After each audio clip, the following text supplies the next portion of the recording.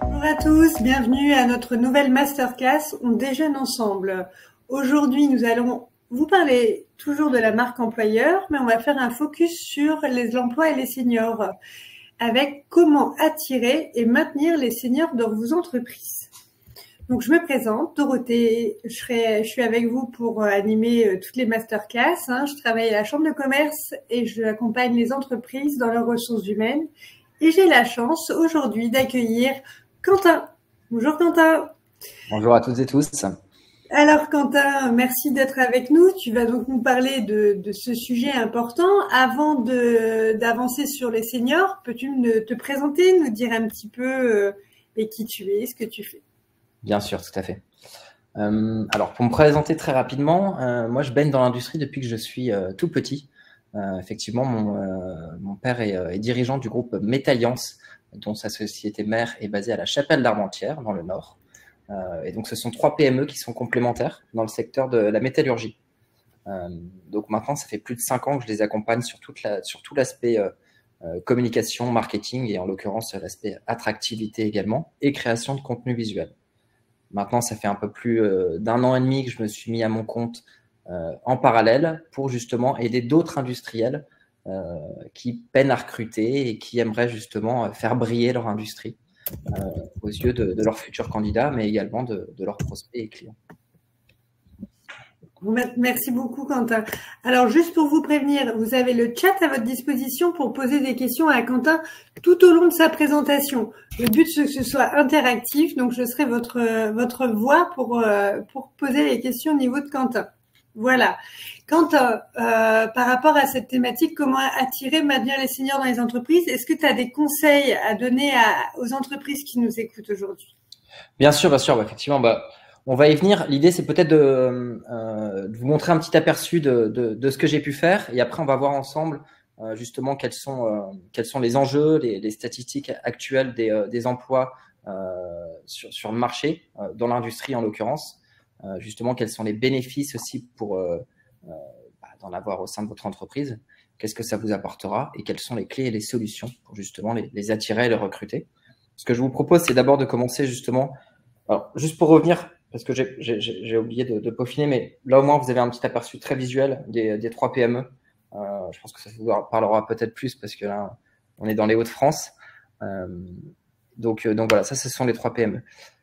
L'image de l'industrie, en me mettant à mon compte, j'avais peut-être pas ce recul avant, mais ça m'a semblé évident, c'est de rendre effectivement l'industrie sexy. Pour faire un petit retour en arrière, en fait, quand j'étais jeune, mon père aimait bien me mettre les mains dans le cambouis pour justement avoir cette valeur de l'argent, etc. Donc j'étais avec les opérateurs derrière les machines, etc. Et je m'étais dit, mais jamais, au grand jamais, je travaillerai dans l'industrie. Donc pour moi, c'était inévitable. Enfin, je me projetais absolument pas là-dedans. Donc, la mission que je me suis donnée aujourd'hui, c'est justement de rendre cette industrie française plus sexy aux yeux des Français, pour être un peu plus grossier, parce que à l'heure d'aujourd'hui, on a pu faire un constat, et je suis loin d'être le seul à le partager, c'est que l'industrie, elle souffre d'une image trop d'antan, encore trop masculine, polluante, poussiéreuse. Charlie Chaplin ou pas? Pardon? Charlie Chaplin. Effectivement, et l'idée, c'est de se retirer un petit peu de cette image à la Germinal, tout ça. On y arrive, hein, il y a beaucoup d'efforts qui se font, peut-être pas encore suffisamment, mais bon, voilà, on y va petit à petit. Et en termes de communication, c'est encore souvent trop perçu comme un luxe. Pour avoir fait beaucoup de veille, de m'être baladé sur beaucoup de sites internet des industriels, c'est pas encore ça. Ça manque de transparence, ça manque d'authenticité. C'est souvent des images qui sont prises un petit peu à l'arrache sur Google ou sur des banques d'images ou à la volée avec des téléphones un peu trop anciens. Donc, ça manque de professionnalisme et c'est bien dommage parce qu'il se passe de très belles choses au sein des usines. Donc, l'idée, c'est d'aller dans ce sens-là. Pour preuve, je ne suis pas le seul à le partager. Il y a de grands noms qui en parlent, de cette attractivité et de cette image de l'industrie. Donc, il est temps, à notre tour, de s'y mettre. Il n'y a pas que les grandes marques qui peuvent avoir ce privilège-là. On est toujours attiré par ce qui brille. Dans l'industrie, c'est pareil. Alors, juste pour faire un petit aperçu avant d'arriver sur cette thématique principale qui est le recrutement des seniors et la fidélisation, c'est comment j'ai fonctionné pour le groupe Metalliance. Juste pour remettre un petit peu de contexte, ça a été déjà leur site internet. Effectivement, il a fallu recréer une banque d'images authentique et unique qui vont véhiculer justement cet ADN, cette vision qu'a l'entreprise. Parce qu'à l'heure actuelle, l'industrie, elle est innovante, elle est moderne, il y a de la technologie, il y a de la fierté, de la passion dans le métier. On le voit au travers des regards de ses collaborateurs. Et donc, l'idée, c'est vraiment de créer cette banque d'images qui leur est propre. Et ensuite, on peut s'amuser. C'est-à-dire qu'une fois qu'on a les images qui correspondent vraiment à leur savoir-faire, à leur expertise, une multitude de supports s'offrent à nous. Donc, notamment pour la refonte de leur site internet. Donc ça va être très rassurant tant pour leurs candidats que leurs futurs clients au travers de l'image qu'ils véhiculent. Pendant le Covid, un exemple très concret aussi, on avait pu faire une trentaine de témoignages justement pour considérer et valoriser les collaborateurs qui assuraient derrière les machines, qui travaillent trop souvent à l'ombre, en tout cas à mon goût. Et donc l'idée, c'était vraiment de les mettre en lumière au travers de témoignages, où ils ont raconté un petit peu leur histoire, leurs anecdotes, comment ils sont arrivés dans l'entreprise, qu'est-ce qui les motive au quotidien, quelles sont leurs craintes vis-à-vis de justement cette crise et de ce virus. Et j'ai une petite question, ils ont facilement accepté de témoigner ou il a fallu faire un appel à candidature Très bonne question, c'est vrai que c'est pas toujours gagné. C'est un travail de sensibilisation aussi. Une fois qu'ils voient que d'autres collaborateurs ou collaboratrices se prêtent au jeu, ça les rassure également. L'idée, en fait, ça a vraiment englobé un tout. Hein, c'est parce que je peux pas tout dire, mais effectivement, on leur a toutes et tous créé un profil LinkedIn, par exemple, pour vraiment tous les mettre à la même échelle et de se dire, en fait, vous aussi, vous y avez le droit, en fait. Vous aussi, vous avez le droit de suivre l'actualité du groupe, évidemment. C'est-à-dire que ça passe par un profil carré où on va optimiser un petit peu leur profil, on va faire une image très professionnelle et on leur explique quelle est cette plateforme qui est LinkedIn, parce qu'ils ne le savaient pas forcément. Donc l'idée, c'était, oui, vous allez pouvoir suivre l'actualité de nos concurrents, de nos clients, de nos fournisseurs et du groupe, évidemment. Donc c'est de la considération et ça, c'est la clé. Ça fonctionne toujours. Et donc, non, certains n'ont pas voulu se prêter au jeu. Ça reste très minime, disons-nous, mais quand ça fonctionne, généralement, ils sont très contents et très fiers du résultat. Parce qu'au-delà du partage, après, ils peuvent le montrer à leurs proches et à leur famille, et c'est toujours très plaisant. Alors, quand je parlais d'une multitude de supports, il y a aussi le journal interne qui fonctionne super bien. Tant pour la vision de l'entreprise, que ce soit pour les départs à la retraite, comme on peut le voir avec le cas de Martial. Et le journal interne, c'est publié tous les combien c'est pas trop difficile d'avoir du contenu Alors, c'est pour ça qu'on on fait une gazette annuelle. D'accord.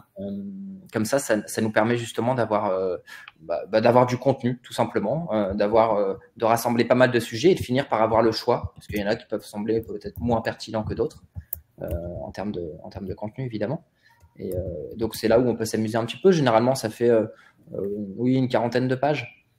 Donc, on va parler un petit peu des démarches RSE, des séminaires, des visites d'entreprises ou de clients ou de salons, des nouvelles naissances. Enfin, voilà, c'est assez varié. Et généralement, ça plaît. Ils repartent chaque fin d'année avec leur journal sous le coude et ils sont très fiers de pouvoir le présenter à leurs proches à côté du sapin chaque année. Donc, ça, c'est un grand rendez-vous aussi annuel.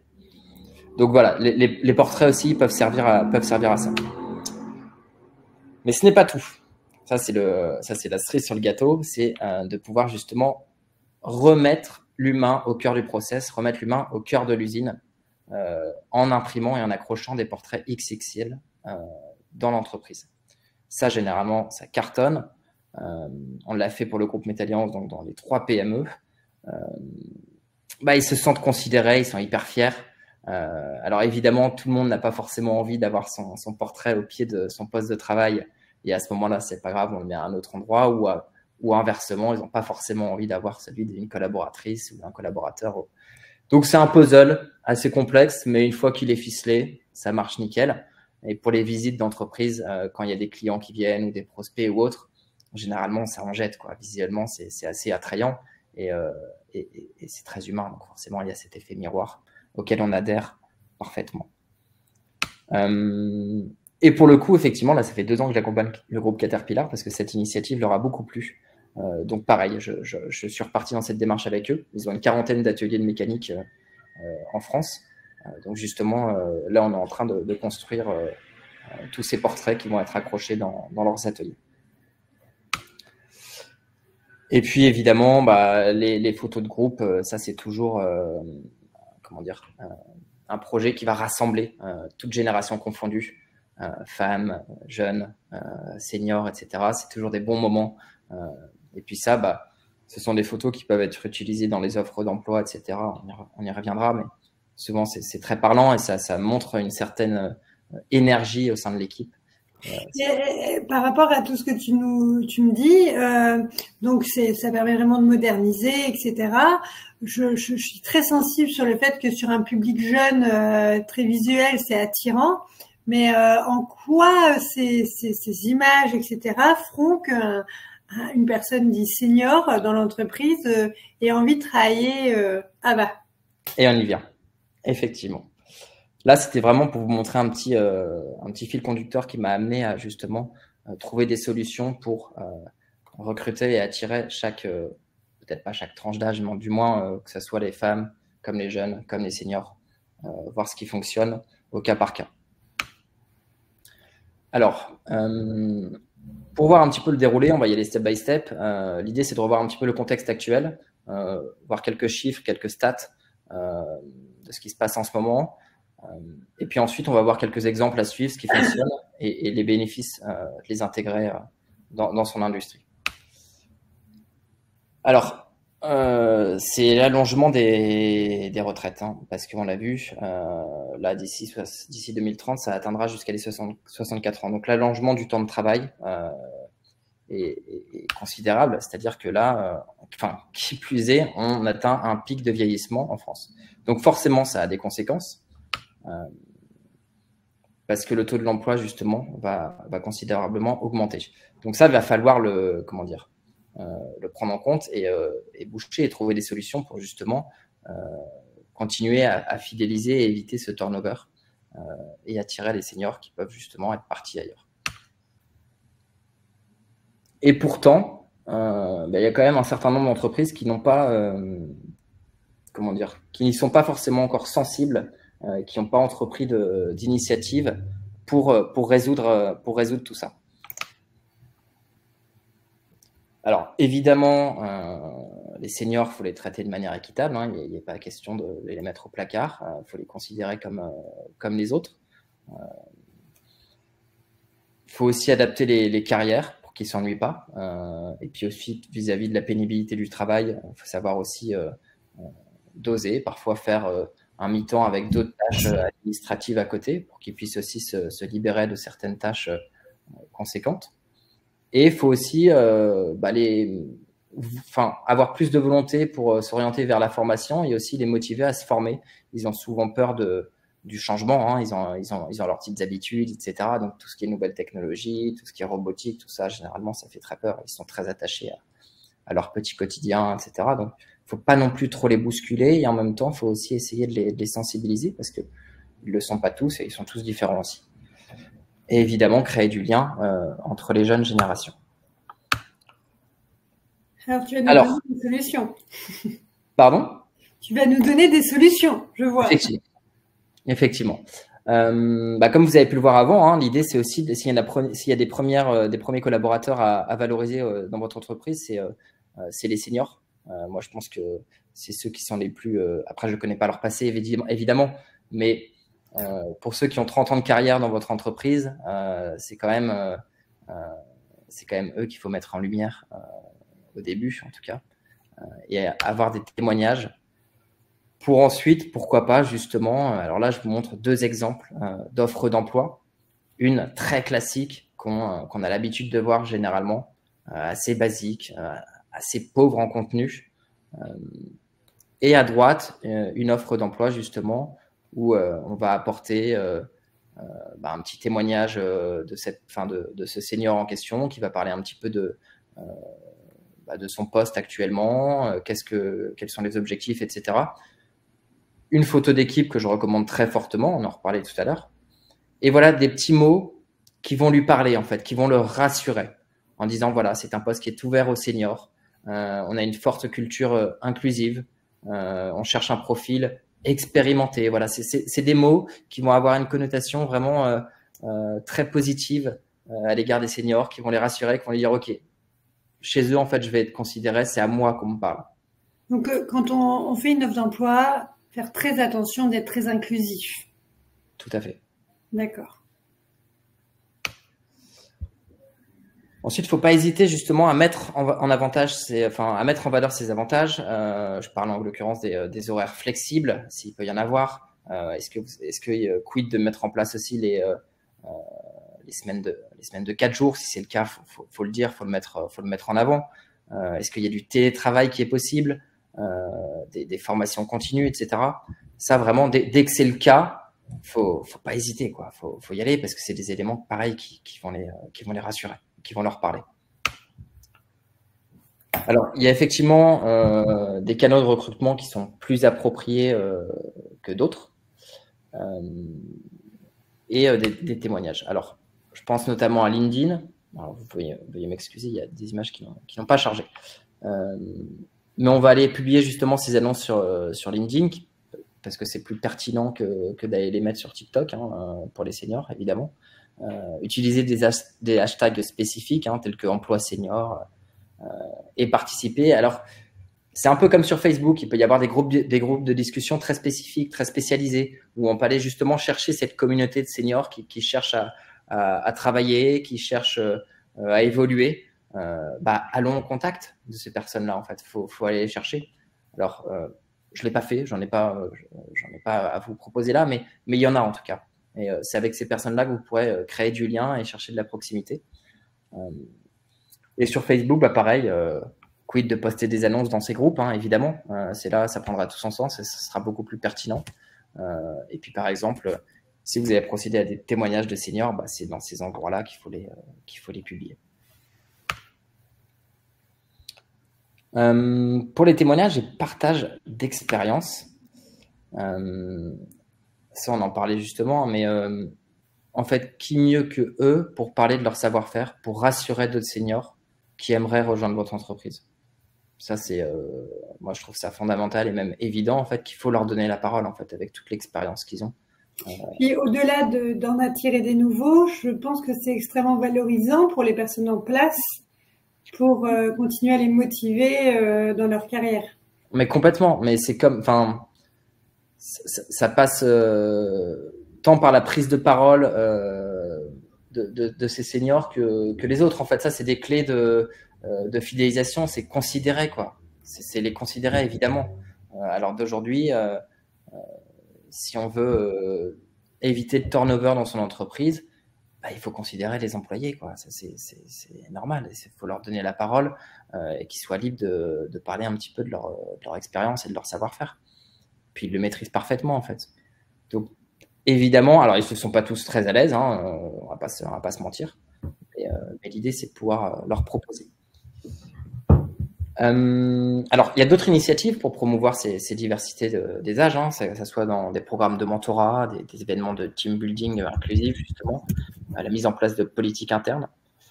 Mais voilà, l'idée, c'est vraiment d'avoir une culture d'entreprise qui soit respectueuse des différences d'âge.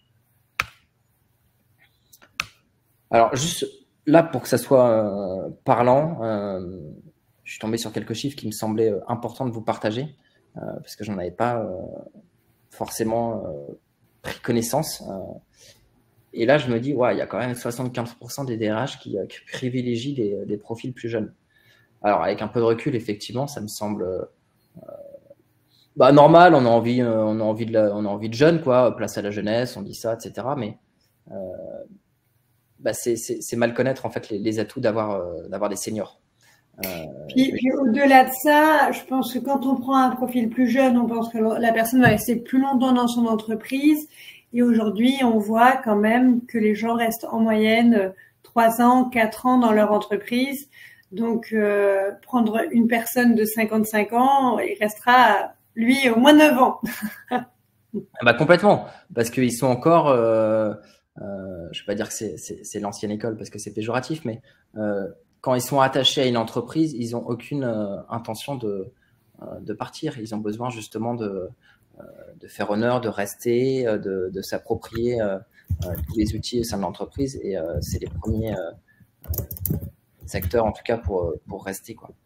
Et puis ils le savent aussi que bon, à leur âge, il y a aussi une connotation un peu négative d'être senior, malheureusement. En tout cas, c'est ce qui se dit. Et donc du coup, bah, ils s'accrochent au poste aussi. Donc ça, c'est plutôt des bons points à prendre en compte. Bah justement, on y vient un petit peu. Généralement, ces seniors, ils ont un profil assez irréprochable, hein, en termes de conduite, en termes de discipline, en termes d'expertise.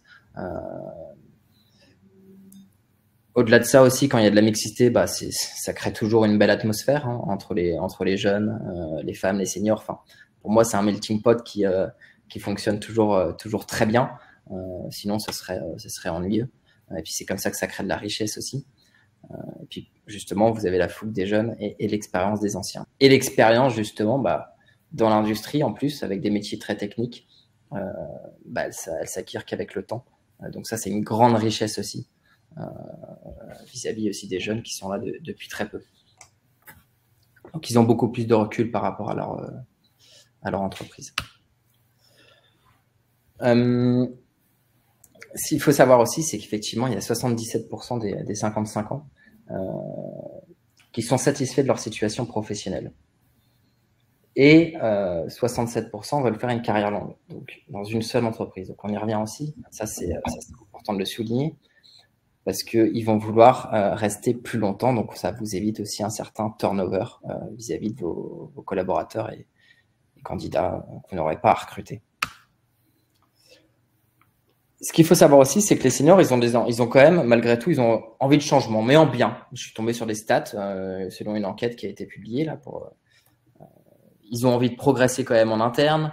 Ils ont envie de monter en compétences. Bon, 30%, je dirais, c'est pas énorme, mais ça l'est quand même. Il y a quand même un tiers des seniors qui souhaitent monter en compétences. Donc, il y a quand même une curiosité, un mindset qui se met en place, et seulement 18% qui veulent se reconvertir.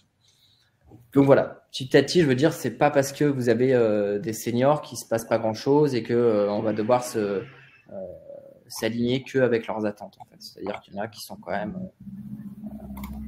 qui ont envie d'évoluer un petit peu avec le temps. Eh ben, merci beaucoup, Quentin. Est-ce que vous avez des questions, vous, ou des remontées par rapport à vos expériences dans vos entreprises? Alors là, je vois Nathalie. Je suis senior en recherche d'emploi en reconversion professionnelle. Je me suis inscrite car curieuse de savoir quelles mesures ont attention prises envers les seniors. Il est difficile de trouver des formations pour changer de trajectoire. Alors, par rapport à ça, au niveau des différentes formations, aujourd'hui, quand même, il est plus facile qu'avant, hein, de pouvoir faire une reconversion professionnelle. Et en plus, il existe derrière des dispositifs pour vous intégrer une entreprise suite à une reconversion professionnelle. Je vais prendre l'exemple de la Chambre de commerce. Nous avons le dispositif Ardent, je ne sais pas si vous connaissez, qui permet aux candidats, suite à une reconversion professionnelle, d'intégrer une entreprise tout en suivant une formation action dans l'entreprise pendant 6 mois qui lui permettra de se mettre vraiment à niveau dans l'entreprise, parce qu'on sait que suite à la formation, on n'est pas toujours prêt à 100% pour intégrer un poste. Donc sachez qu'il y a des différentes aides qui existent par rapport à ça. Au niveau des seniors et de la communication, Quentin, donc tu nous as parlé des moyens de communication visuels. Est-ce que tu penses que dans l'entreprise, il y a d'autres façons de faire interagir comme ça ces seniors, leur donner envie de travailler avec des plus jeunes? Tu as l'expérience de ton entreprise où tu as travaillé. Comment vous faites, vous, pour que les seniors, passés un certain âge, continuent à être motivés tous les jours pour venir travailler? Tout à fait. Alors, au-delà de l'aspect visuel, hein, malgré que ça soit vraiment mon expertise prioritaire. Mais au-delà si je peux avoir un regard là-dessus, c'est en fait le Graal aussi pour eux, ça va être la finalité avant leur départ à la retraite. C'est justement la transmission de leur savoir-faire. Ça va être la cerise sur le gâteau. C'est-à-dire que ça peut créer une énorme frustration s'ils n'ont pas eu l'occasion de justement partager et de former un jeune avant leur départ. Ça, c'est indéniable et je pense que je le serai aussi en fait. Parce que dès qu'on a un petit jeune dans son entreprise, ne serait-ce qu'un stagiaire ou autre, bah, c'est cool quoi, de transmettre tout ce qu'on sait, etc. Donc je me dis, avec tant d'années accumulées, pouvoir offrir justement ce partage entre le senior et le jeune, ça va beaucoup plaire et ça leur donnera envie de rester. Après, on parlait aussi des aménagements d'espaces de travail sur les tâches qui peuvent être rébarbatives ou peut-être la pénibilité du travail suite à leurs tâches. Bah, quid aussi enfin, c'est propre à chaque industrie, hein, mais que ce soit des exosquelettes, par exemple, pour essayer d'améliorer un petit peu leurs tâches au quotidien, que ce soit des formations sur comment dire, sur être opérateur technique plutôt que d'être sur des anciennes machines coulisseaux. Nous, au départ, ça a été ça en fait. Les seniors, ils restaient sur leurs machines à coulisseaux, qui sont des machines très manuelles, très sales. Et il y a eu la deuxième école dans un autre bâtiment où il y a eu toutes les machines à commande numérique, etc. Avec les bras de robotisation, etc. Bah, il y avait les seniors d'un côté et les jeunes de l'autre qui étaient prêts à amener vers le changement. Et bah pour autant, les seniors, ils ont quand même, ils ont quand même essayé de les motiver, de les accompagner. Que justement, comment dire, sans être grossier, mais ils se mettent à la page des nouvelles technologies. Bah oui, et puis de partir moins bête, si je puis dire, c'est-à-dire que d'évoluer avec son temps aussi, quoi, et de se dire ok, en fait c'est fou parce qu'il peut y avoir vite des blocages. Je reparle un petit peu de cette part du changement, des petites habitudes, etc. Oh là là, non, pas les mails, oh là là, non, pas les robots. Et c'est dommage parce que ça peut être des vrais atouts en fait au quotidien. Et c'est ce qui leur permet justement de profiter pleinement des dernières années au sein de l'entreprise. Je pense aussi que nos seniors d'aujourd'hui sont quand même bien jeunes pour des seniors. Je veux dire, c'est pas l'image de la personne qui n'a pas connu d'ordinateur à son domicile, etc. Il faut qu'on modernise aussi cette image de senior. Pour moi, je pense qu'il est essentiel de faire travailler en binôme des seniors et des plus jeunes pour bien sûr passer la formation, la compétence, mais pour qu'également le jeune apprenne, que ce soit un véritable échange entre les deux parties. On aura une masterclass sur les nouvelles technologies et comment accompagner les seniors dans la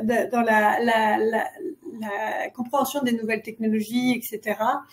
Je pense que ce binôme, des binômes qui sont faits en entreprise plus jeunes et seniors, c'est la clé de demain. Vous nous parliez, Pascal, là, de la longévité en entreprise et qui parfois aussi peut créer, il peut y avoir des maladies professionnelles qui se mettent en place dans l'entreprise, notamment, vous nous indiquez le burn-out, quand la personne ne se sent plus à l'aise au sein de son entreprise. Il faut pas hésiter aussi à les faire sortir de votre entreprise, vos seniors. On connaît les difficultés de recrutement que les industries ont à l'heure actuelle et auront encore dans les prochaines années. On souhaite réindustrialiser la France, donc il nous faut des compétences. Il est aussi possible d'envoyer vos seniors dans les écoles, faire des présentations de leur métier. Ça peut être très intéressant et ça permet qu'ils ne soient pas à 100% sur leur poste de travail qui pourrait être fatigant. Nous, au niveau de la CCI, on peut vous accompagner sur ce travail de plus du fond de comment attirer et maintenir les seniors. Et vous avez des personnes comme Quentin qui va plus vous accompagner sur la forme, comment mettre en image et rendre plus attirante votre entreprise au niveau des seniors. N'hésitez pas si vous avez d'autres questions par rapport à Juste Quentin. pour rebondir, Dorothée, sur ce que tu disais, parce qu'une autre manière aussi de les considérer, et là avec un peu de recul, ça me revient à l'esprit effectivement, au sein du groupe Métalliance, ils avaient fait un séminaire sur la vision 2035, et en ayant participé à ces séminaires-là, j'ai vu des seniors hyper impliqués et un tout petit nombre d'entre eux où justement ils y voyaient pas l'intérêt parce que vision 2035 ça leur parle pas du tout. Eux dans 3 ans ils seront partis. Donc il y en avait 2-3 où c'était désintérêt total, donc ils se prêtaient pas le jeu. Pour autant les restes des autres, c'était justement cet échange de construire une vision du futur avec les jeunes qui a créé du lien. Et ça c'était hyper puissant de les voir échanger entre eux hors de les murs de l'usine, parce que là vraiment il y avait un mélange j'aime plus dire ça parce que ça devrait plus être le cas, col bleu, col blanc, enfin voyez le truc. Et donc que ce soit des jeunes qui étaient dans l'usine, etc. Donc il y avait beaucoup d'interactions sur les sujets de commerce, de RSE, etc. Où ils pensaient pas forcément que ça pouvait qu'il pouvait y avoir autant de sujets à traiter. Et donc tout le monde y a apporté son avis et ça c'était très riche. Donc ne pas hésiter aussi à les mettre dans cette démarche de construire un cap, une vision, une raison d'être de l'entreprise. Et là, on est sur maintenir, mais sur attirer les seniors. La vision, le cap, elle est essentielle dans l'offre d'emploi que vous allez diffuser à l'extérieur. Il faut savoir que quand on a 55 ans, on est considéré comme senior aux yeux de l'État, mais on est jeune et on a encore 10 ans de carrière où on peut faire plein de choses au sein de l'entreprise et leur donner un projet au-delà de la mission des tâches du métier de base. Je pense que ça peut être essentiel pour leur donner envie de travailler chez vous. C'est pour ça que votre marque employeur est importante, parce qu'elle va vous permettre, bien entendu, de fidéliser vos salariés, mais aussi de donner envie à de nouvelles personnes de se joindre à vous au niveau de l'aventure de votre entreprise. Communiquer sur vos réussites, communiquer sur vos projets, c'est très important. Alors, Quentin, je ne sais pas si tu as encore d'autres choses à nous dire pour cette masterclass de ce midi. Faites briller votre industrie, hein, et puis les seniors viendront chez vous naturellement ou le resteront. D'accord. Alors, notre prochaine masterclass, ce sera après les vacances d'été, le 10 septembre. On travaillera toujours sur la marque employeur. On échangera sur l'industrie au féminin. Comment faire pour ne pas passer à côté de votre femme, votre Wonder Woman d'entreprise. Au niveau de la CCI, je vous l'expliquais, hein, on vous accompagne sur la mise en place de votre marque employeur. C'est l'État, la DRETS, qui finance ces accompagnements. Donc, n'hésitez pas à me contacter et je vous mettrai en relation avec le conseiller ressources humaines de votre territoire. Je vous souhaite à tous, comme le dit si bien Pascal Drouin dans le chat, un très bel été avec, je l'espère, du soleil qui devrait nous rejoindre un jour. Merci pour tout, Quentin, pour ta présence. Et puis, je vous souhaite un bon appétit. Au revoir. À toutes et tous. Au revoir.